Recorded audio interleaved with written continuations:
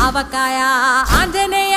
కథ మొదలెట్టినాడు చూడరయ్యా శక్తినంతా కూడగట్టి చెట్టు దులిపినాడు అంజయ్య ఎర్ర ఛాయ కోతి అవతార వెంటమాయ కత్తి సేత